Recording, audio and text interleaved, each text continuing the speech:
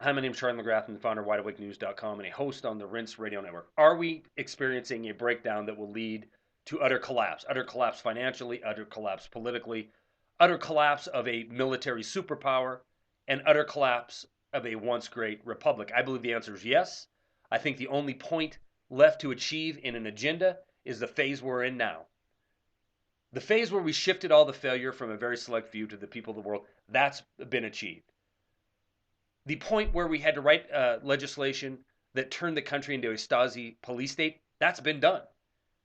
The point we're in now is the get everybody fighting amongst themselves point of the agenda. If you look at the mainstream media, the Drudge Report today, top 3 stories. Reverend Wright, he's back. Clarence Thomas, the Obama administration's re-election campaign isn't diverse enough. These are the top 3 stories.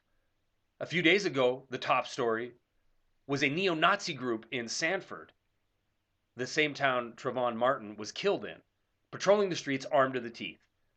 Every mainstream source imaginable grabbed a hold of this, put a titillating picture on with it, and ran it as news. It took a real journalist to find out that, you know what, maybe this isn't even true. The police department down there, nor anybody surveyed outside of the one alleged neo-Nazi that was interviewed, has ever heard of this group.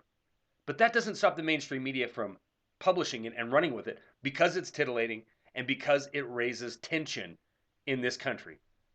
Black, white, gay, straight, man, woman, Muslim, Jew, Gentile, Christian. Get them all fighting with each other.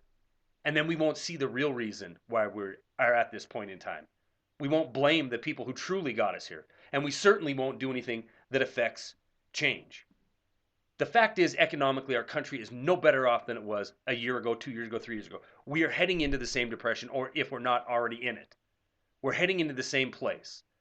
A nation that has no infrastructure, a nation that has nothing to offer the people that call themselves citizens of this nation, other than more war and more lies and more corruption. Case in point is an article I wrote last week. The government coming out with an 8.3% unemployment number, pretending everything's getting better because we've spent trillions of dollars bailing out firms we now call too big to fail.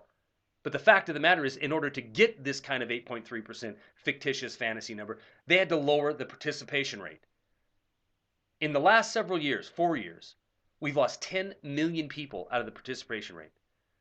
And just to give you an idea of how many people that is, it would take the city of Dallas, Salt Lake, San Diego, Spokane, Nashville, Roanoke, and Cincinnati, the people living in those city limits.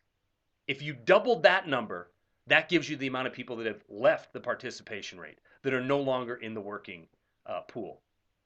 Yet that isn't stopping the mainstream media from reporting things are getting better. We've spent this nation into absolute financial servitude. We are going to owe it all to the same bankers who got us here in the first place. You see what's happening in Greece. When it becomes too onerous, the debt, the government's replaced, technocrats are put in, and people are launched into indentured servitude forever, to the point where a 65-year-old man will stand before Parliament, put a gun to his head, and kill himself with a suicide note saying, "I'd rather die than dig through dumpsters." The planet is heading to the same place. This country is heading to the same place. Understand, when you turn on the mainstream media, you are being fed propaganda. The final point is to get you to blame the guy next door to you, or the lady down the street on welfare, or one of the 50 million people on food stamps. The notion is to get you to blame them for the condition of the country, not the ones claiming to be doing God's work, such as Lloyd Blankfein. The situation is dire. The situation promises to only get worse. And if we don't do what we can now to mentally prepare, it will hit us like a freight train. Stories are attached. That's all I got.